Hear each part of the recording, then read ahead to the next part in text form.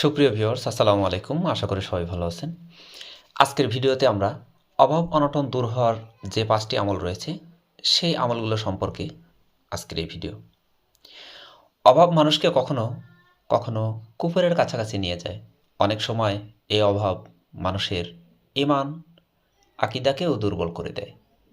ইসলামে প্রাচুর্য ও ধনাঢ্যতাকে নিষেধ করা হয়নি, তবে প্রাচুর্য ও ধনাঢ্যতার সঙ্গে ইসলামের বেশ কিছু বিধান যুক্ত হয়, যা পালন করলে ধনাঢ্যতায় কোনো সমস্যা নেই। প্রিয় নবী সাল্লাল্লাহু আলাইহি ওয়াসাল্লাম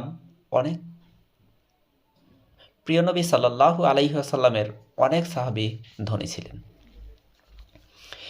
সবাই চায় তার জীবন কল্যাণময় হোক, রিজিক বেড়ে যাক, সহজে ধনী হয়ে যাক, জীবনে প্রাচুর্য আসুক।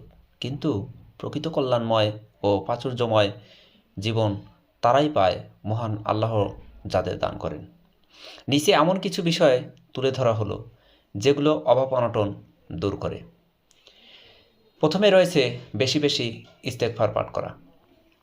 ইস্তেগফার পাঠে বান্দার অভাব মোচন হয়, পাপাচার ক্ষমা করা হয়, সন্তান সন্তুষ্টির অভাব যেমন থাকে না, তেমনি রিজিকেও আসে পরিপূর্ণ বরকত। অভাবমুক্ত থাকতে পবিত্র কোরআনে বেশি বেশি ইস্তেগফার পাঠের নির্দেশ দেওয়া হয়েছে, যার ফলে মহান আল্লাহ মানুষকে উত্তম রিজিক সহ অসংখ্য নিয়ামতে ধন্য করবেন বলেও জানিয়েছেন।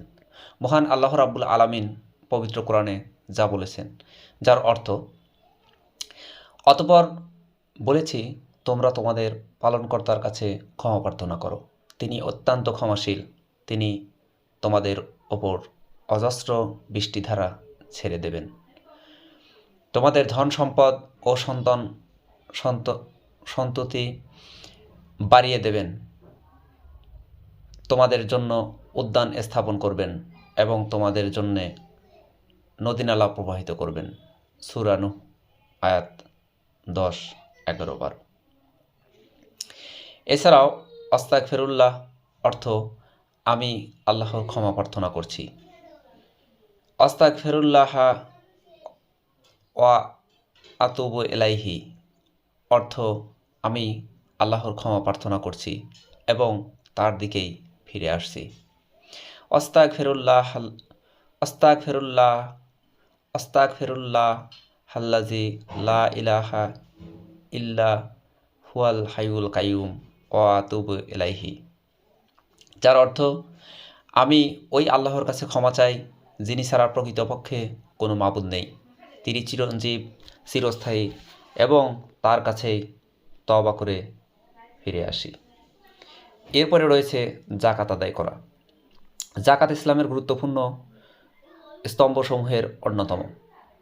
অভাবমুক্ত সমাজ গঠনে যাকাতের বিকল্প নেই, তাই অভাবমুক্ত সমাজ গঠনের উদ্দেশ্যে যথাসময়ে নিজ উদ্যোগে রাষ্ট্রীয় তথা নির্ভরযোগ্য যাকাত ফান্ডে যাকাতের টাকা জমা দেওয়া। যাকাতের অর্থ সুষম বণ্টনের জন্য কারা এই অর্থ পাবে তার সুস্পষ্ট বর্ণনায় এসেছে পবিত্র কোরআনে।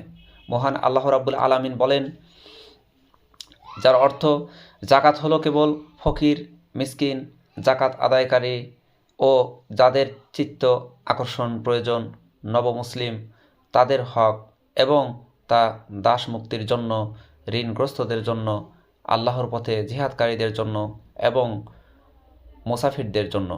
এই হলো আল্লাহর নির্ধারিত বিধান। আল্লাহ সর্বজ্ঞ, প্রজ্ঞাময়। সূরা তাওবা আয়াত 60।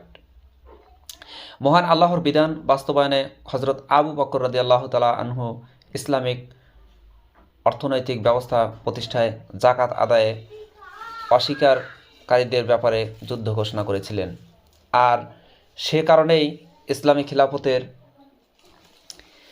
সফল খলিফা দ্বিতীয় ওমর খ্যাত হযরত ওমর ইবনে আব্দুল আজিজের সময়ে এসে যাকাতের অর্থ গ্রহণের জন্য কোনো লোক খুঁজে পাওয়া যায়নি।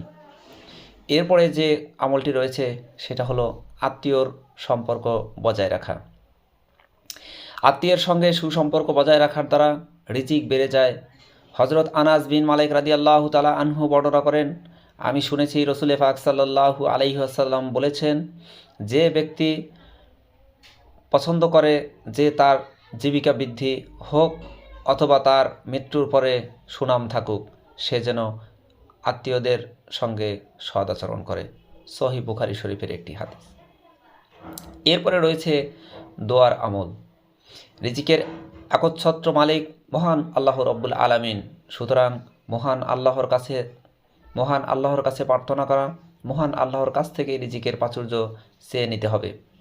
প্রিয় নবীজি সাল্লাল্লাহু আলাইহি ওয়াসাল্লাম তার উম্মতকে অভাবমুক্ত থাকতে আল্লাহর কাছে দোয়া করার বিশেষ আবেদন শিখিয়েছেন, যাতে তার উম্মত অভাবের কারণে কুফরের দিকে চলে না যায়। হাদিসে এসেছে, আল্লাহুম্মা ইন্নী আউযুবিকা মিনাল কুফরি ওয়াল ফাকরি, আল্লাহুম্মা ইন্নী আউযুবিকা মিন আজিবাল কাবরি লা ইলাহা ইল্লা আনতা। আবু দাউদ শরীফে যেটা বলা হয়েছে, যার অর্থ, হে আল্লাহ, আপনার নিকট কুফরি ও দরিদ্রতা হতে আশ্রয় চাইছি। হে আল্লাহ, আমি কবরের আযাব থেকে আপনার কাছে আশ্রয় চাইছি, আপনি ছাড়া অন্য কোনো ইলাহ নেই। এরপরে রয়েছে অল্পতে তুষ্ট থাকা। প্রাচুর্যতার নির্দিষ্ট সীমা নেই, তাই অল্পে তুষ্ট থাকা উচিত।